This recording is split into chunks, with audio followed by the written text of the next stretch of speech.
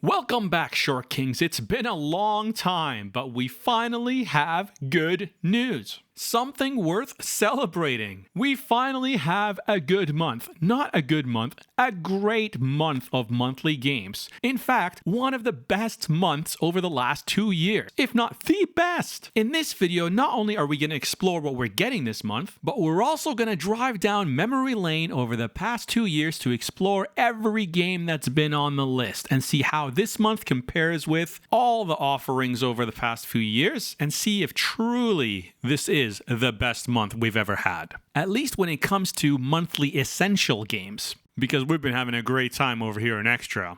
Oh, this guy's stuck in a motorcycle. Look at him. He's stuck. He's stuck. Oh! If you are on Extra, well, there's some extra good news for you. Extra. We are getting The Last of Us Part 1. Not the remastered version that's over 10 years old by now, but the remake from 2022. So, finally good news. Let's just jump right into it. On this Tuesday, for the month of October, we're getting WWE 2K24, Doki Doki Literature Club, and Dead Space. Every one of these games is an 80+, which brings our average Metacritic rating to a whopping 85. We've never seen a score like this before. The last time we saw a score close to this was August of 2022, which was arguably one of the best months that Essential had ever had, with Tony Hawk's Pro Skater 1 and 2, Like a Dragon, and Little Nightmare. Tony Hawk was a game I was actually going to pay for, and I don't pay for games. I was so excited to jump back into that world and its soundtrack, and I spent hours and hours until it was finally done. The best bang for my monthly Essential PS bucks. At least that's what I thought until I tried Like a Dragon. Like a Dragon introduced me to the Yakuza franchise, which has led me to some of my favorite gaming moments and community and memes. Over the past 2 years, I've played Yakuza 0, 1, 2, 6, Judgment, and Lost Judgment. I would have never known about any of these games if it wasn't for that highly rated monthly drop of great games. And isn't that the point of these services? To expose you to games that flew under your radar? And let's not forget Little Nightmares. I had never played or bought any of these indie games before, and experiencing such a short and concise, moody game experience made me want some more. A lot more. In fact, that's the whole reason I started this channel. I wanted others to experience these short gaming masterpieces that often fly under the radar. Since playing this unknown to me title at the time, I have played over 100 short titles in the past 2 years. You can see a tier list of them right here. Anyways, let's get back to the monthly offerings.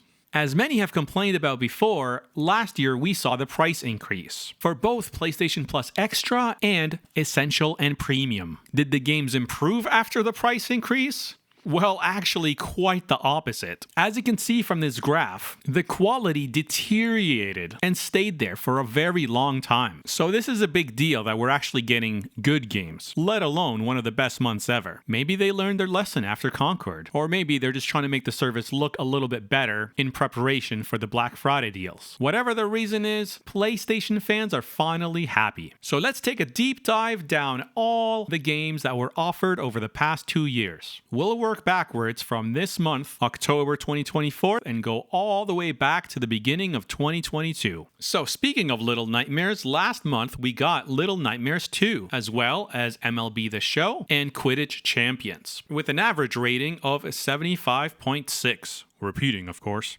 The month before that, it was August. We got Ender Lilies, Five Nights at Freddy's Security Breach, and Lego Star Wars Skywalker. The average for August was 77.3. In July, we had Borderlands 3, which is a great game but is often on sale, NHL 24, and Among Us, which is a little bit old. July's average was 79. The month before that was a pretty good one for me, because I've been waiting for Streets of Rage 4. We also got AEW Fight Forever, which I wanted to play no matter how bad it was. It got 64. And also SpongeBob The Cosmic Shake. June's average was 72.6. In May, we got a Destiny 2 DLC, which I don't really care for, and it got a 69. But on the plus side, we got Tunic and Ghost Runner 2, which is a game I had been looking forward to since playing the first one. We also got FC24 Soccer. May's average was a 77.25. In April of 2024, we got Skull the Hero Slayer, Minecraft Legends, and Immortals of Avium. I thought it was going to be a really good game, but apparently not. Just the graphics were okay. April's average was 73.3. In March, we got yet another Destiny 2 DLC, The Witch Queen, which I don't care about. Again, it got 86, but again, I don't care about. We got Hello Neighbor 2 with a rating of 59, Sifu, which is a game I was looking forward to, and F123. March's average Metacritic rating was a 77. In February, we got Roller Drome, which I was looking forward to. I had a lot of fun playing that one. We also got Steel Rising and a day one drop. Foam Stars? Yeah, I played it for an hour or two and it was just an AI mess. Surprisingly though, it did a lot better than Concord. I did play Concord and it wasn't that bad. It was an okay game. It definitely wasn't as bad as Foam Stars. It's just a game that would have done a lot better in 2018. February's average score was 69. That's really bad. Foam Stars got 57, by the way. In January, we started off the year strong with Nobody Saves the World, which is a great game, Evil West, and A Plague Tale. January's average was 78. So as you can see, this is by far the best month of 2024. Not only that, but it's the only month where the average is above 80. We've had consistently bad months since the beginning of the year. So let's go to 2023. 2023, we had Lego 2K Drive, Power Wash Simulator, which I am ashamed to admit that I beat, and Sable. The average rating for that was 74.6. November's monthly games were Mafia 2, Dragon Ball The Breakers with an astounding score of 53, and Aliens Fireteam Elite, which is not as good as Aliens Isolation. November's average was a whopping 64.6. In October, we got the Callisto Protocol, which I was looking forward to, but I still have not touched yet. I heard the graphics are amazing, but the gameplay is not. On top of that, we had Farming Simulator 22 and Weird West, with an average rating of 73.3. September 2023 was right after they announced the price increase. And what games did they give us? Saints Row, with a score of 61, Black Desert, 75, and Generation Zero with 51. I have never seen a game score that low in my life. So not surprisingly, the average score of September 2023, which is again right after they announced a 30% price increase for all tiers, was 62.3. So you can tell why a lot of PlayStation fans were mad. The month before that, we had PGA Tour 2K23 with a side helpings of Death's Door, which is great, and Dreams, which can be great, but it's a community-driven game, so it has good and bad. Surprisingly, the average was pretty high with an 83.3. For July, we had Call of Duty Black Ops Cold War, Alan Wake Remastered, which is great, but a bit old, and Endling Extinction is Forever, which I actually did play and beat. The average score of July was 76.6. In June, we had NBA 2K23 for the people who like sports games, and Jurassic World Evolution 2 for the people who like hunting. I don't even know what that game's about. And Trek to Yomi, which I believe I didn't click add to library, so I lost that game forever, and I really want to try it, even though it has a rating of 71. June had an average Metacritic rating of 75.6. In May, we had Grid Legends, which was a racing game with a story, Chivalry 2, which I think got like multiplayer of the year or something. Like some people say it's really bad and some people say it's really good. It had 82. And then Descenders. Overall, May wasn't that bad of a month. We had a 77.6. In April of 2023, we had Meet Your Maker, which I think was a day one drop. I'm not sure. It had a lot of hype when it first came out. Sackboy, A Big Adventure. I highly recommend that one, even though it only got a 79. And Tales of Iron, which is also a pretty good game. Overall, April of 2023 got 77.6. In March of 2023, we got Battlefield 2042, Minecraft Dungeons, and Code Vein. The average score was a whopping 69.3. In February of 2023, we had the Mafia remake, which is amazing, by the way, even though it only got 78. Ollie Ollie World, which is really fun, but it gets quite hard with an 84. And Evil Dead, the game. Overall, the average was 78. Not bad at all. Good job, February. Which brings us to January of 2023. We had Axiom Verge 2, Fallout 76 with a whopping score of 52. It's honestly not that bad. It's not 52 bad. It just, well, you know the story of Fallout 76. And Star Wars Jedi Fallen Order. Overall, the average for January 2023 was 69. Are you guys ready to go to 2022? Let's compare the years first of all. As you can see from the chart, the beginning months of 2024 versus 2023, it was up and down, like literally up and down the first few months until September, because September they took a nosedive in quality in 2023 and then again raised it back up, but not by much in 2023, but the same pattern, raising it really high, is in October. I wonder why that is. So as you can see from the previous 2 years, we are definitely going to see a drop in quality in November. So that makes you think, what are they going to drop next month? Drop some predictions below in the comments for essential games for November 2024. What do you think the games are going to be? Anyways, let's move on to 2022. In 2022, we ended the year pretty high with Mass Effect. You could play all 3 games with this title, and I totally did. It had a highest rating of 87. What a great game. We also got Biomutant and Divine Knockout, which I didn't even bother adding to library. The overall score for December was 75.6. In November, we had another great title, Neo 2, with a high rating of 85. We also had Lego Harry Potter collections and my favorite couch co-op game of all time, Heavenly Bodies. This game is not supposed to be funny, but it is the funniest game I have ever played, and it makes me laugh until tears. With several friend groups, I have played this, and we have hysterically laughed. What's it about? I'm not going to get into it. This is what it looks like.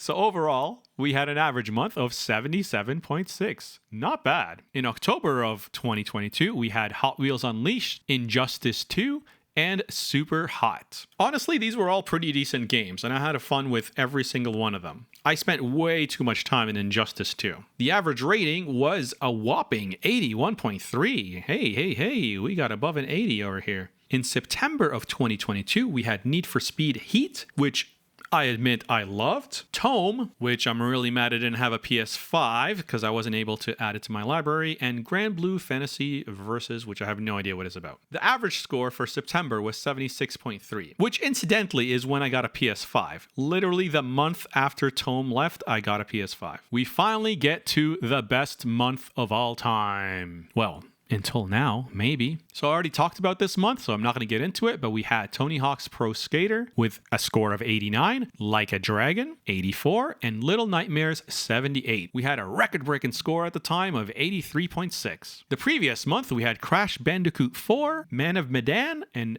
Arcade-ageddon. I played Man of Medan, and it was okay. I mean, the graphics were really good. It got a 69. Overall, the average rating for July 2022 was 75.6. Let's jump into June. June was a great month because we had probably the highest scoring game we've ever had on Essential. It was God of War. But a lot of players were still mad about it because they had already played it. Like, you can't have a PlayStation and not play God of War. Well, I kind of fit into that category and I really liked it and I hadn't played it before. So that was a great month for me. We also had Shinobi Striker and Nickelodeon All-Star Brawl, which brought the score average completely down because we had a 94 pairing it with a 61 and a 65. It brought the average way down to 73.3. This is the month that we had our highest ranking game ever. In May, we had FIFA 22, Tribes of Midgard, and Curse of the Dead Gods. I played the last 2 games quite a bit, and it was an okay month. But the average was 76.3, which is higher than the God of War month, which is kind of funny. In April, we had Slay the Spire, Hood Outlaws, and SpongeBob SquarePants. Slay the Spire is the one game out of all these games that I regret not adding to library. I did that a lot this year. I don't know why. Again, it was similar to the God of War month because we had a really high ranking game, an 89, 99, pairing it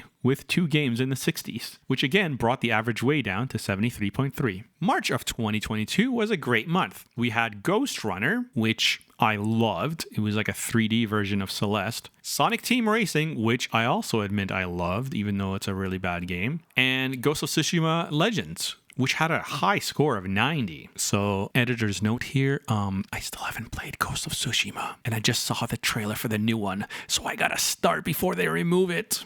If past behavior is anything to go by, we know that when there's a new game coming out for PlayStation, or a sequel, they remove the previous one. So, if you haven't played Ghost of Tsushima, you probably want to do it before the end of the year, because the new one's dropping next year, and they will remove it from the service. We also had Ark Survival Evolved, which is a really fun Rust-like game, but you can get lost in it for hours and hours. The average score for that month was 78.25. February of 2022, we had UFC 4, which I never played, Tiny Tina Assault on Dragon Keep, which is one of my favorite games, and I played Tiny Tina Wonderlands afterwards, like last month, and do not regret it one bit. And also we got Planet Coaster. The average score was 82.6. Wow, good job, February. Which finally brings us to January of 2022. We had Persona 5 Strikers, Dirt 5, and Deep Rock Galactic, which is my all-time favorite online community. Every gaming community has quite a few toxic people, but Deep Rock for some reason attracts the most wholesome people in the gaming, especially first-person shooter, if you want to call it that, gaming community. January of 22 also started strong, 82.3. We had 2 back-to-back 80 months. And if we go through this list, we had 1, 2, 3, 4. 4 months with an above 80 average. Let's compare that to 2023. We had 1 month. We had 1 month that was above 80 in 2023.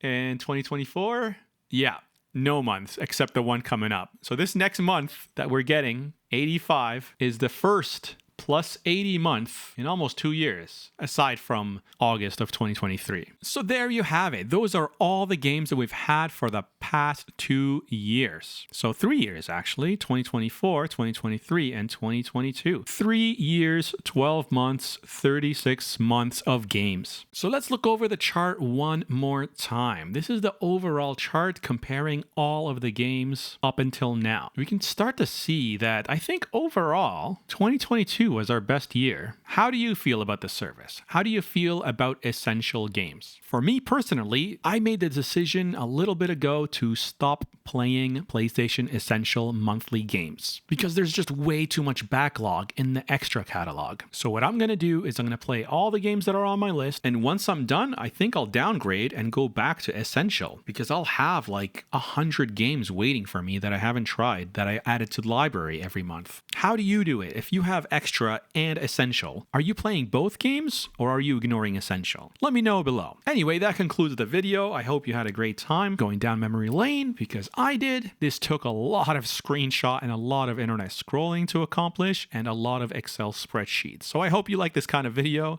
And if you do, please drop a like and subscribe. Until next time, be a friend and I'll see you again.